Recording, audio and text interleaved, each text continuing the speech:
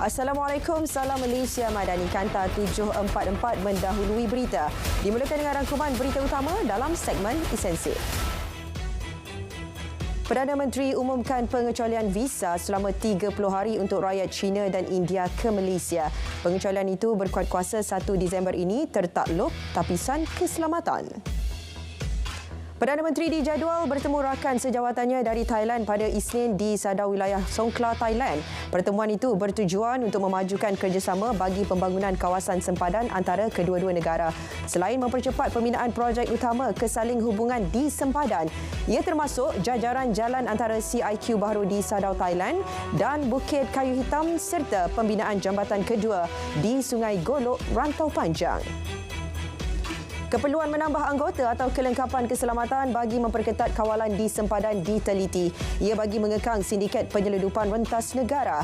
Menteri Pertahanan berkata menerusi Pelanjawan 2024, peruntukan besar disalur untuk memperkasa kawalan sempadan. Antara inisiatif yang sedia dipertimbang ialah memasang CCTV dan pagar elektrik.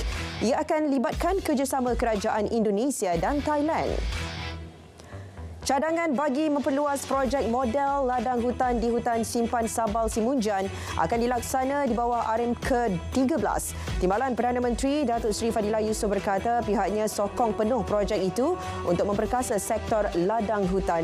Projek berkenaan bakal mengembangkan fungsi dan skop model ladang hutan sedia ada di kawasan itu.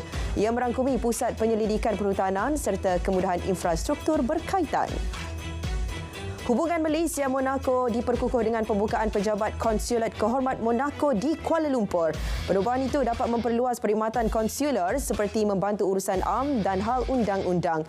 Selain mempromosikan diplomasi budaya dan hubungan awam dalam masa terdekat. Putera Albert II kini dalam lawatan kerja 4 hari ke Malaysia sehingga 29 November atas jemputan yang di-Pertuan Agong bermula hari ini. 30 rumah di Bukit Tinggi Bentong ditenggelami banjir kilat malam tadi. Tiada penduduk terjejas dipindahkan selepas air surut beberapa jam kemudian. Bagaimanapun, jalan utama dari Bukit Tinggi ke Kampung Janda Baik tidak boleh dilalui dan ditutup sementara. Bomba mendapati terdapat limpahan air dari ban penghalang di kawasan tersebut dan bukan pecahan ban. Keadaan berjaya dikawal sepenuhnya pada pukul 10.50 malam. Dalam pada itu, kerja-kerja baik pulih cerun dan jalan yang rosak akibat banjir kilat itu telah pun bermula. Menteri Sumber Asli, Alam Sekitar dan Perubahan Iklim memaklumkan laporan penuh mengenainya akan diteliti untuk tindakan selanjutnya. Hujan berterusan tahap waspada dijangka melanda beberapa negeri sehingga esok. Met Malaysia memaklumkan amaran itu membabitkan seluruh kawasan di Perlis, Kedah dan Pulau Pinang serta beberapa kawasan di Perak, Terengganu dan Kelantan. Portal Info Bencana JKM setakat 7 petang memaklumkan 699 penduduk terjejas daripada 195 keluarga berlindung di 4 PPS di Kelantan. Sementara di Terengganu, 326 penduduk terjejas daripada 73 buah keluarga masih ditempatkan di 6 PPS. Manakala 76 penduduk daripada 25 keluarga dipindahkan di 2 PPS di Selangor. Hanya 6 sekolah masih ditutup di Terengganu kerana dijadikan PPS. Timbalan Pengarah Jabatan Pendidikan Negeri Sektor Pengurusan Sekolah berkata, 2 sekolah di Terengganu, di Kuala Terengganu ialah SK Gong Tok Nasik dan SK Atas Tol. 2 lagi di Marang iaitu SK Simpang Rawai dan SMK Mercang. Di Besut pula SK Kuala Besut dan di Dungun SK Tok Kah. Semua sekolah yang dijadikan PPS telah dibersihkan sebaik saja penduduk terjejas banjir dibenarkan pulang. 187 buah sekolah di Johor sedia diaktifkan sebagai PPS sekiranya berlaku banjir. Esko Pendidikan, Penerangan dan Komunikasi Johor memaklumkan persiapan rapi dibuat tahun ini susulan banjir yang berlaku tahun lepas. Mengenai calon SPM yang akan menduduki peperiksaan itu 5 Disember depan, mereka akan dipindahkan ke kawasan yang selamat sekiranya banjir berlaku di sekolah terlibat. Sistem perparitan dan saliran yang tidak sistematik dipercayai antara faktor banjir berlaku di kawasan Taman Batur Harmoni Bacok Kelantan semalam. Jelas pengerusi penduduk, air surut secara perlahan menyebabkan limpahan dari tali air dan terperangkap di kawasan perumahan itu. 70 buah keluarga dari taman tersebut telah berpindah ke PPS selepas kediaman mereka dinaiki air. Sementara itu, lebih 5,000 penduduk di 5 kampung Mukim Melur, Kota Baru memohon jambatan baru dibina menggantikan jambatan sedia ada yang tidak selamat dan diancam hakisan. Hakisan tebing dilaporkan semakin kritikal ketika musim hujan menyebabkan struktur jambatan bergegar ketika dilalui kenderaan. JPS Kelantan akan lakukan penilaian keadaan jambatan berkenaan. Seorang bayi lelaki berusia 18 bulan jadi korban pertama banjir di Kelantan. Mangsa ditemukan lemas di sungai berhampiran rumahnya dekat Kampung Kenari, Kota Baru. Menurut jurucakap JBPM Kelantan, pihaknya menerima panggilan kecemasan kira-kira pukul 12 tengah hari. Operasi SAR dilakukan menerusi kaedah selamat oleh PPDA. Mayat mangsa ditemukan pada pukul 1.40 tengah hari dan diserahkan kepada polis untuk siasatan lanjut. Kanak-kanak lelaki 2 tahun yang dipercayai terjatuh ke dalam longkang di Taman Goodwood, Bukit Baru petang semalam ditemukan lemas. Mayat Muhammad Danish Muhammad Faizal ditemui terapung kira-kira pukul 9.30 pagi di sebuah longkang besar di Taman Desa Baru. Pegawai Zon 1 JBPM Melaka berkata mangsa ditemui orang awam kira-kira 1.3 km dari lokasi dia jatuh. Bekas Pengarah Jabatan Penyiaran Negeri Kedah Yasmin Yusof meninggal dunia awal pagi tadi. Allahyarham 67 tahun menghembuskan nafas terakhir akibat masalah kesihatan di Hospital Sultanah Bahiyah Al-Ustar kira-kira pukul 3 pagi. Jenazah selamat dikebumikan di tanah perkuburan Islam Kampung Pokok Asam Langgar selepas solat Zuhur. Allahyarham mula berkhidmat di unit berita TV RTM Mangkasa Puri pada tahun 1987 dan bersara pada Oktober 2016. Siasatan dilakukan berhubung ugutan bunuh terhadap Perdana Menteri yang tular di media sosial sejak pagi tadi. Ketua Polis Negara berkata setakat ini pihaknya terima satu laporan berhubung perkara terbabit. Kes disiasat mengikut Seksyen 507 Kanun Keseksaan dan Seksyen 233 Akta Komunikasi dan Multimedia 1998. Berhubung kes pembunuhan Altan Tuya Syaribu, bekas anggota unit tindakan khas Sirul Azhar Umar belum kemuka permohonan semakan hukuman mati terhadapnya di mahkamah. Menteri Dalam Negeri berkata ia menyukarkan siasatan lanjut dibuat. Terdahulu Sirul mendakwa terima sogokan RM1 juta untuk lakukan pembunuhan. Susulan penemuan bayi lelaki dalam sebuah beg di tepi longkang kedai di Air Tawar Manjung semalam. Polis giat mengesan waris bayi itu. Ketua Polis Daerah Manjung berkata, laporan kes diterima pukul 8.36 malam. Bayi berkenaan telah dihantar ke unit rawatan rapi neonatal Hospital Sri Manjung. Pemeriksaan mendapati tiada kecederaan luaran dan bayi berada dalam keadaan sihat. Hampir 20,000 kilogram minyak masak bernilai RM350,000 dirampas menerusi op tarik wawasan di Tunjung dan Salur, Kota Baru semalam. Jelas Pengarah KPDN Kelantan, 4 suspek lelaki berusia 22 hingga 36 tahun ditahan. Kesemua suspek direman 3 hari bermula hari ini. KPDN Kelantan telah merekodkan 285 kes melibatkan kesalahan barangan kawalan bawah akta sama bermula Januari lalu hingga kini.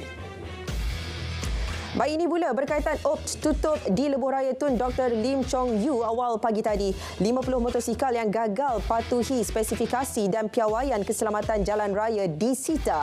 144 saman dikeluarkan atas pelbagai kesalahan. Penempatan banduan di penjara seluruh negara masih terkawal meski terdapat sedikit lebihan. Justru Timbalan Komisioner Jeneral Penjara Pemasyarakatan Jabatan Penjara Malaysia berkata tidak timbul isu kesesakan banduan di penjara. Terdapat hukuman alternatif bagi kesalahan ringan untuk elak kesesakan, antaranya khidmat komuniti. Yang di-Pertuan Agong berharap lebih ramai atlet anak Pahang dilahirkan dalam tempoh 50 tahun akan datang. Titah baginda ia dapat dilaksana melalui program pembangunan yang turut melibatkan Stadium Darul Makmur. Baginda bertitah stadium yang dibina pada tahun 1970-an dan menjadi mercu tanda negeri itu telah berjaya lahirkan ramai atlet dari Pahang yang melakar nama hingga ke peringkat antarabangsa. Sebuah makmal sub-fertility akan dibina di LPPKN di Kuching, Sarawak. Menteri KPWKM berkata perbincangan akan dilakukan dengan kerajaan negeri untuk dapatkan persetujuan. Kementerian juga mahu sebuah lagi makmal seumpamanya dibangunkan khas untuk rakyat Sarawak. Ia berikutan makmal sedia ada di Hospital Umum negeri itu tidak mencukupi. Kerajaan Johor cari alternatif segera tangani isu kesesakan trafik di Johor Bahru khususnya Lebuh Raya Pasir Gudang. Antara faktor utama menyumbang kesesakan adalah kerja-kerja pembaikan jalan di 27 lokasi di kawasan itu. Manakala 115 kerja lagi dilakukan di seluruh Johor Bahru. Untuk penambahbaikan, kerajaan negeri akan teliti lokasi kesesakan, pemantauan kerja dan SOP berkaitan. Dana komuniti madani berjumlah RM1 bilion merupakan langkah tepat bagi memperkasa penduduk desa merancang pertumbuhan ekonomi. Pakar ekonomi Datuk Dr. Madeline Berma yakin inisiatif tersebut dapat mengatasi jurang pendapatan yang luas antara bandar, luar bandar dan pedalaman. Beliau berharap dana komuniti seperti ini dapat diteruskan pada masa hadapan. RM12.5 juta hasil jualan berjaya diperoleh menerusi Karnival Usahawan Desa KUD at Putrajaya 2023. Menurut Timbalan Menteri KKDW, ia melepasi sasaran kementeriannya iaitu 10 juta. Jumlah itu meliputi nilai transaksi jualan tunai, padanan perniagaan dan tempahan yang dicapai setakat pukul 12.30 hari tadi. Jumlah pengunjung juga melepasi sasaran 1 juta. 11,587 peluang pekerjaan ditawarkan industri tempatan kepada belia dan graduan berkaitan bidang vokasional dan teknikal. Ia menerusi 117 program Mega Gerak Kerjaya Johor sepanjang tahun ini. Daripada jumlah itu, 10,916 orang berjaya ditemuduga dan 3,659 ditawarkan peluang temuduga kedua. Esko Belia, Sukan, Pembangunan, Usahawan, Koperasi dan Sumber Manusia berkata, inisiatif berkenaan bagi memastikan graduan dan belia terlibat dapat dimanfaat industri tempatan. Usaha memperkenal kursus baharu berkaitan kenderaan elektrik dan tenaga solar oleh Kerajaan Persekutuan disambut baik Kerajaan Negeri Melaka. Justru, Ketua Menteri berkata kawasan perindustrian seluas 5,000 ekar di Masjid Tanah dicadangkan sebagai lokasi kursus tersebut. Terdahulu, Timbalan Perdana Menteri Datuk Seri Dr. Ahmad Zahid Hamidi berkata Melaka dipilih susulan permintaan tinggi daripada pelabur untuk tenaga baharu itu. Rejim Zionis masih bertindak kejam walaupun genjatan senjata telah bermula. Tentera Israel membunuh 6 rakyat Palestin termasuk seorang doktor berusia 25 tahun di tebing barat hari ini. Seorang lagi rakyat Palestin dibunuh di Al-Birih berhampiran Ramallah. 4 yang lain turut dibunuh oleh tentera Zionis di Jenin ketika pencerobohan oleh sebilangan besar kenderaan berperisai ke dalam bandar itu. Konflik di Gaza setakat ini telah mengorbankan lebih 15,000 penduduk Palestin, kebanyakannya orang awam. Hamas dijangka membebaskan 50 lagi tebusan sebagai pertukaran bagi 150 tahanan Palestin di bawah perjanjian yang dikendalikan oleh Qatar, Mesir dan Amerika Syarikat. Ia adalah maklum balas positif daripada kedua-dua pihak mengenai idea untuk melanjutkan genjatan senjata selama 1 atau 2 hari dan membebaskan lebih banyak tebusan serta banduan. Namun, rejim Zionis semalam menegaskan bahawa perang untuk menghapuskan Hamas akan disambung semula selepas genjatan senjata berakhir. Puluhan ribu penunjuk perasaan berarak di London bagi menuntut genjatan senjata yang berkekalan antara Israel dan Palestin. Ia adalah demonstrasi besar pro-Palestin yang terbaru di London sejak 7 Oktober lalu. Penunjuk perasaan mengibarkan sepanduk pro-Palestin dan melaungkan slogan ketika berjalan melalui pusat bandar London ke Dewan Parlimen di Westminster. Demonstrasi itu dianjurkan oleh kempen Solidariti Palestin dan gabungan Hentikan Perang. Demonstrasi yang sama turut diadakan di Ottawa, Kanada. Berikutan genjatan senjata di Gaza, 61 buah lori yang membawa bekalan perubatan dan keperluan asas berjaya dihantar ke utara Gaza semalam. Sejumlah 200 buah lori lagi dihantar ke semenanjung Gaza dari Nitzana, Israel. Menurut Pertubuhan Bangsa-Bangsa Bersatu PBB, sekiranya genjatan senjata dilanjutkan, lebih banyak bantuan kemanusiaan dapat dihantar. Selain itu, 11 ambulans, 3 bas mini dan truk telah dihantar ke Hospital Al-Shifa bagi membantu proses pemindahan pesakit. Puluhan ribu orang turun ke jalan di seluruh dunia semalam bagi mengutuk keganasan terhadap wanita sepenuh hari penghapusan keganasan terhadap wanita. Tunjuk perasaan itu berlaku di beberapa negara seperti Meksiko, Amerika Syarikat, Perancis, Turki dan Itali. Sebelum ini, Presiden Amerika Syarikat Joe Biden memaklumkan dianggarkan 1 daripada 3 wanita di seluruh dunia mengalami keganasan fizikal.